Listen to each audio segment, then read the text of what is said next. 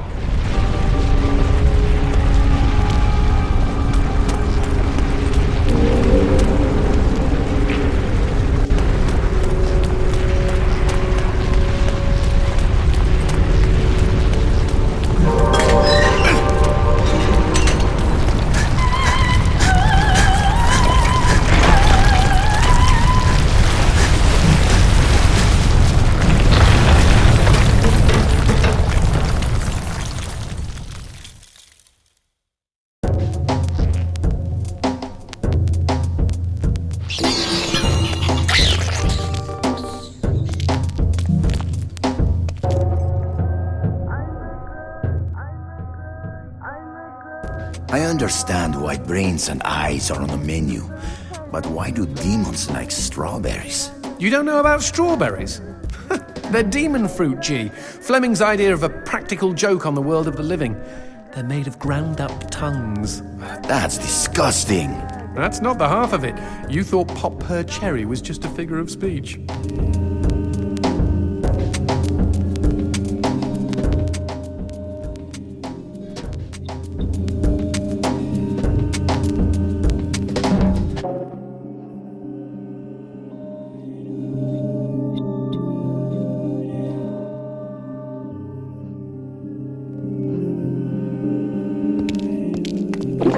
Pinche cabrón!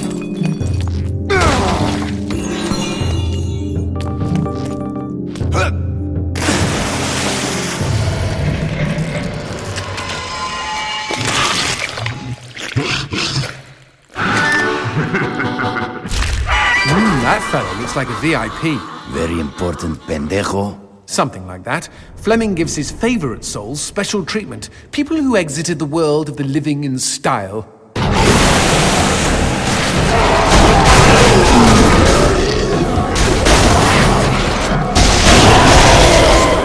all demons are damned? Oh, everybody's damned. The VIPs are just comfortably damned. Little perks here and there. Such as? They get to keep their genitals.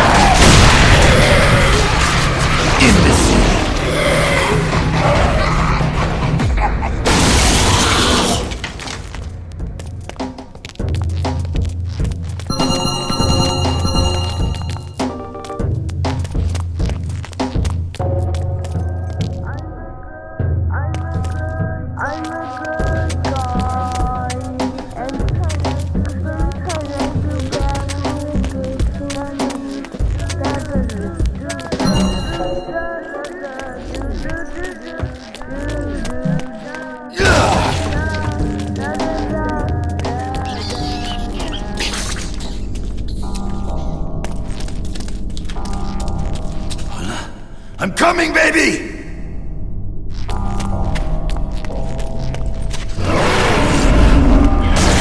Fucking crazy world.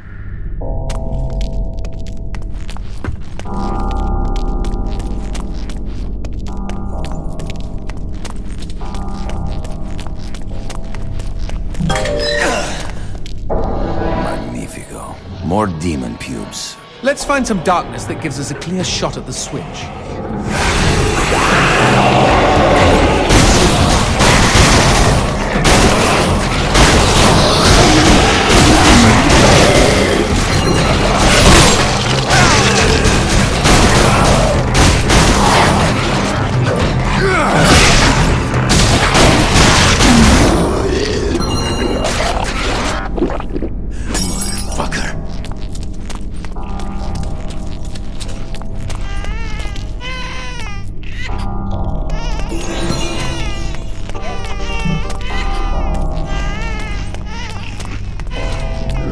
A hand that barfs darkness. And they said this neighborhood was gentrifying.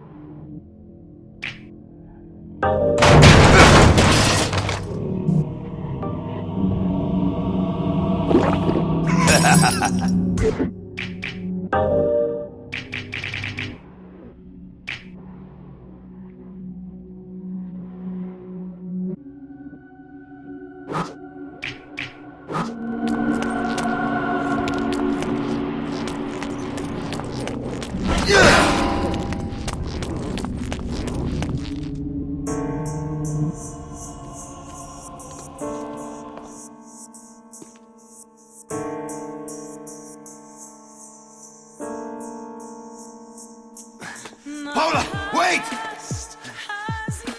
Stop running, my love! Paula, where are you?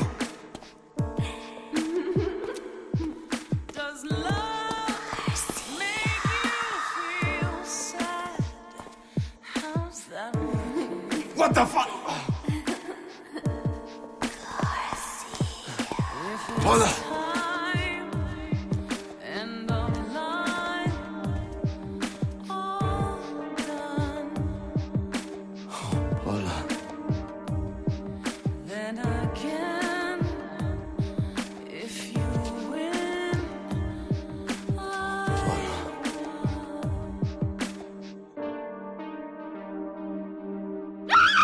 Hijo de puta!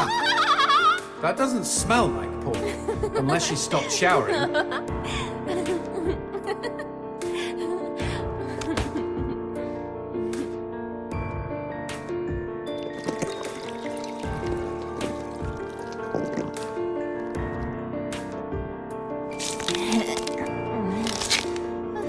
Well, that killed my stiffy. Garcia, is that you? You came to save me. Angel. Look out, G! It's a trap!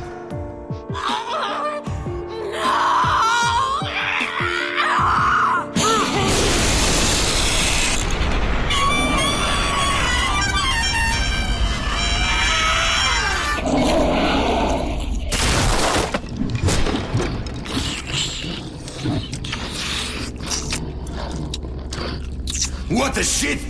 Demons like men, Garcia. They all try to get inside the prettiest girl. Shit! These twisted demons! Yes, well, that's the reason I left. Fuck this pendejo!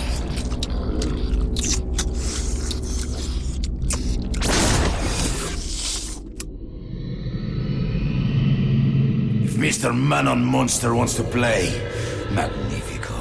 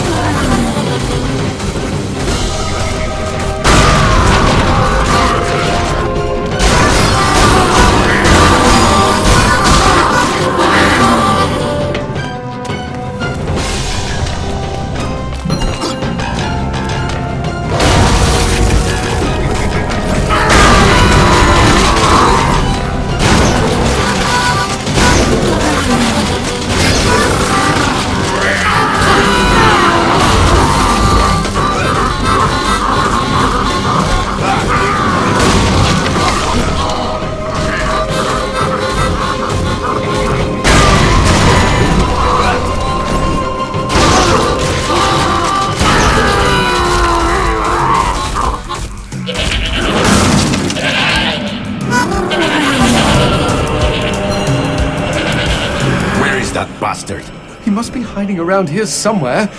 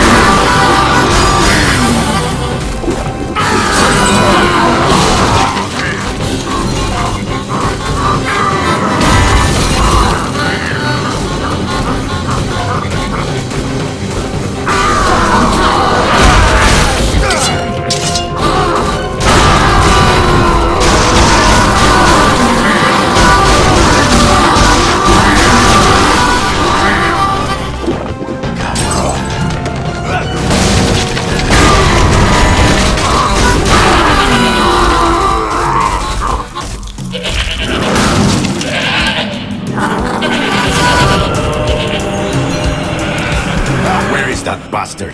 He must be hiding around here somewhere.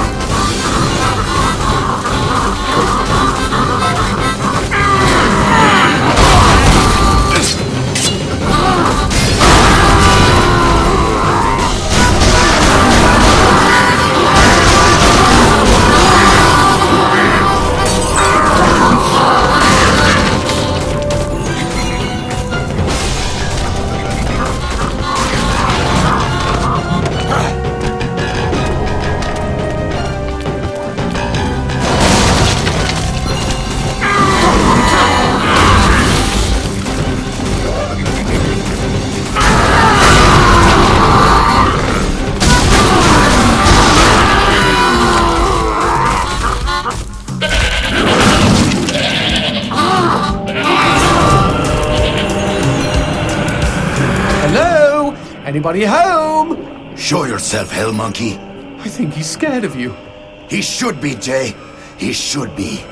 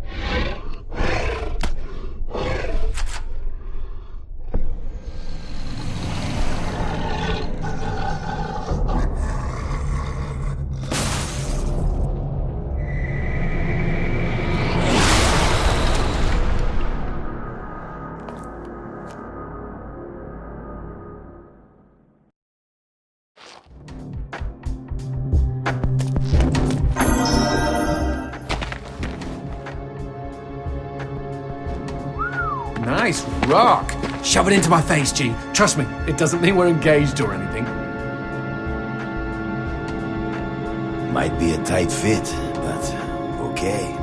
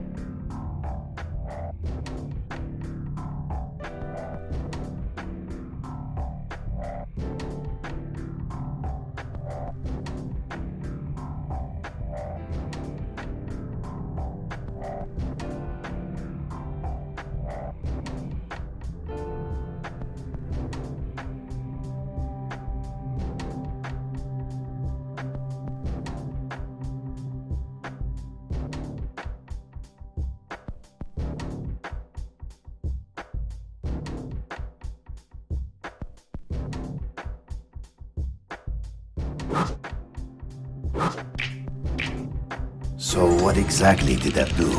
Blue gems let me transform into new tools of war, new gears of me. In other words, A new weapon. Magnifico. you know, I bet all the VIPs are walking around with blue gems.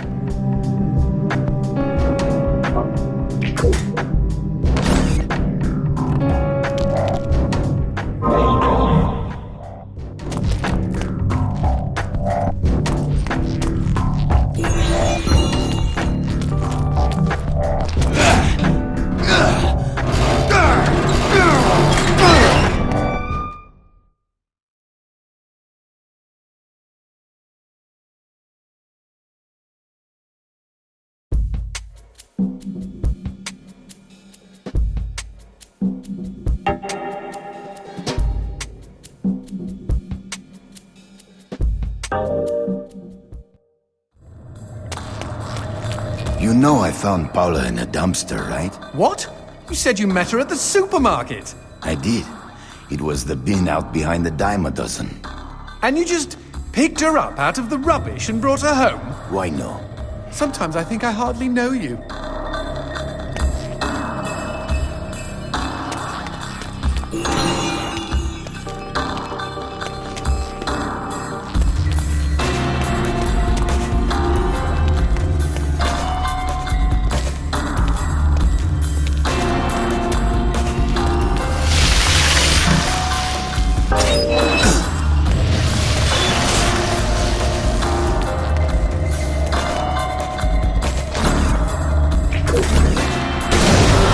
What was that? I don't know, but we've got company, as in lots of. But if they pull up a chair, I would be happy to beat them with it.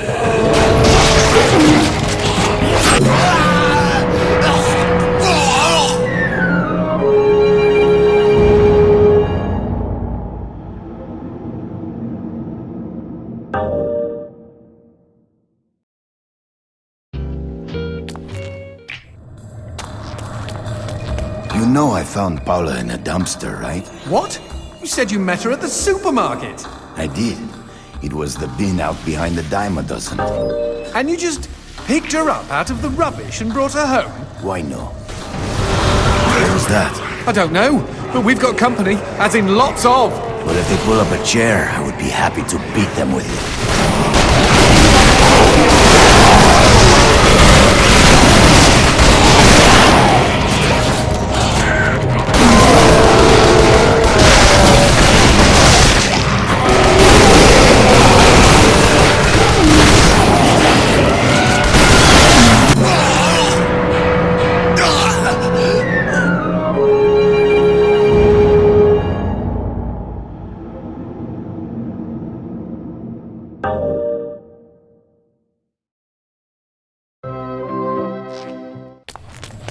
You know I found Paula in a dumpster, right? What?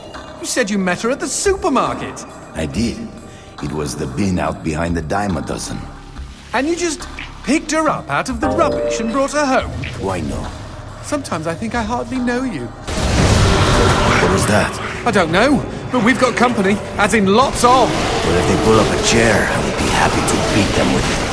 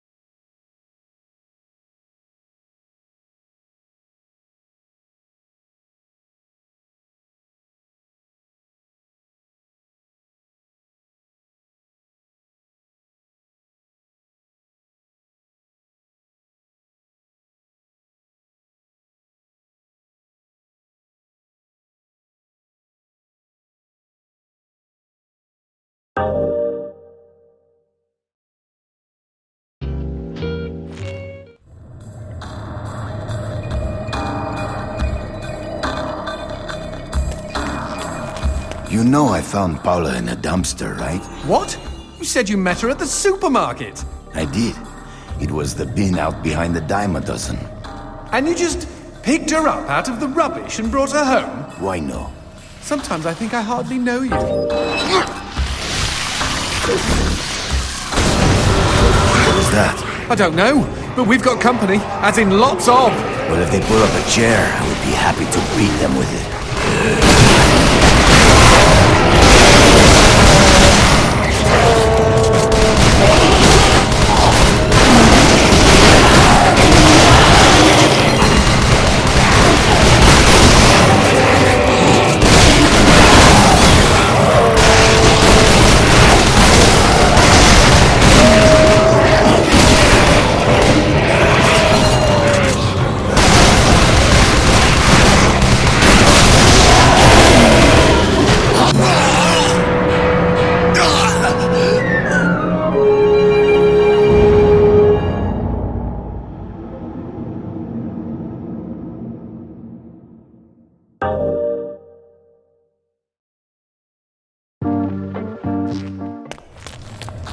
You know I found Paula in a dumpster, right? What?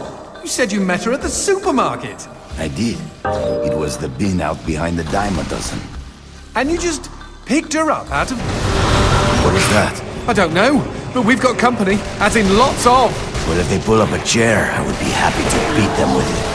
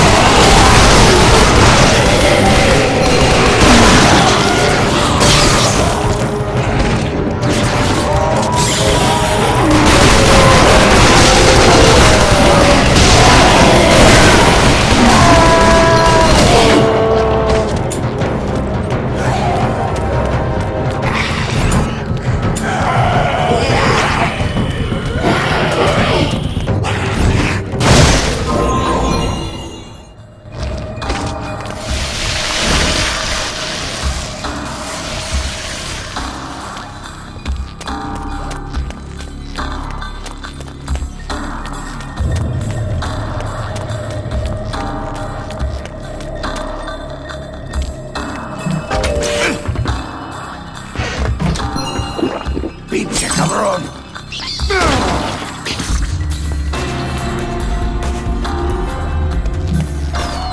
The man who never had his fill. It was a cold and snowy eve. Certainly no night for a man without a home to be walking these grey and endless streets. Inside the pizza parlour, George Reed spun a lively tune on his harmonica. The local children giggled and pointed excitedly at the harmonica man as their parents glowed with approval. His reward would be all the pizza he could eat, 6 pies at least, and a warm bed in one of these folks' homes. He knew they were good for it.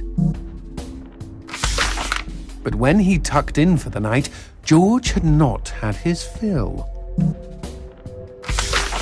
As the years and calories stacked up, most men would have got older and fatter. Yet for all he consumed, George only got thinner as he washed from town to town. Tapeworm. Tonight he plied his trade with some grannies and orderlies in a nursing home. Hoo-ah-ha! His harmonica filled the room with joy. After devouring 3 helpings of pork chops and mashed potatoes, he eyed the plate of the old woman next to him. Juice dribbled down his chin. "Go ahead, Georgie," she said. "You're such a good boy, you shouldn't have to starve." But George had not had his fill. Early the next morning, he was already on the freeway with his thumb in the air. "Where are you headed?" said the man in the truck. "Nowhere," said George. "Anywhere." It was a new decade, and tonight George played to an all-but-empty bar in the city. He had lost a lot of weight. Afterwards, the only woman in the joint took the stool next to him and asked him his name. The bartender leaned over the counter. "You don't know this guy, Mary. George is famous, been all over the tri-state area." With a wink, he added, "Man's insatiable." And that night, George proved it as he buried his face in Mary's beaver. Holy woodland creatures! Attaboy, George! Attaboy, George! Play that harmonica, she purred. But even after 5 trips to heaven and back, he had not had his fill. The morning after was an awkward affair as they stared at each other over coffee. One wanted to feel more, the other just wanted to feel.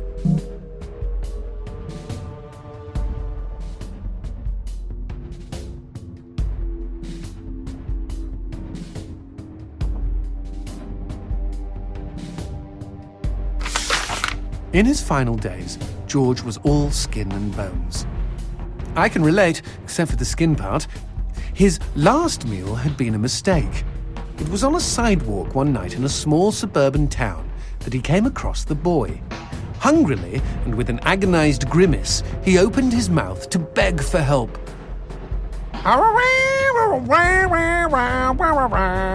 Out came a cacophony of wheezes and toots, but the boy understood. Wait, you mean Jorge ate his harmonica?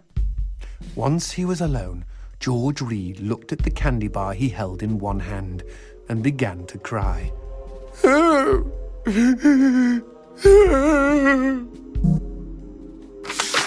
They found George's half-eaten body in a market next town over. In one hand he held a knife, in the other a fork.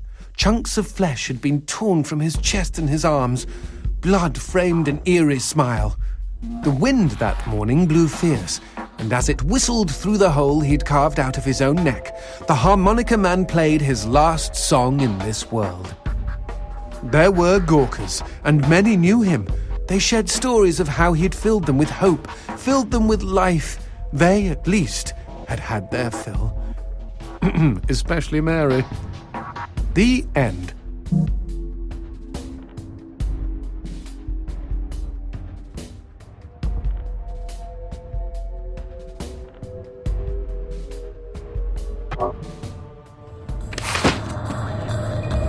The man who never had his fill. It was a cold and snowy eve, certainly no night for a man without a home.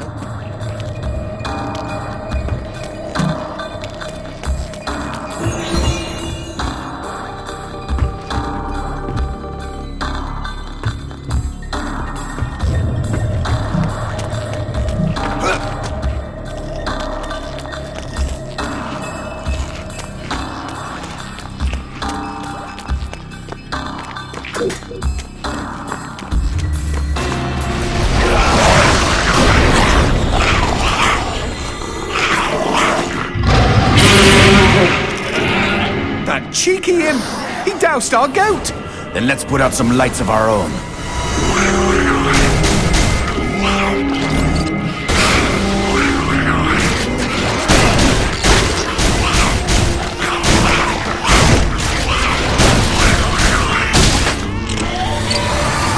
¡Muérete, cabrón!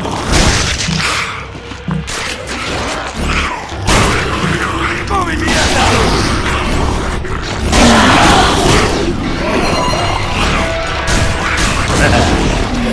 Would you kindly bust a cap in those mother fudges before they douse the lights?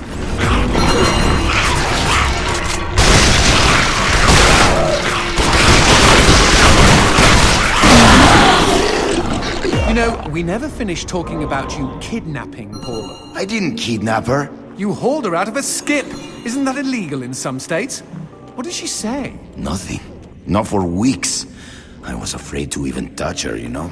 Like she didn't belong to me. To anyone. But something changed. There was a phone call.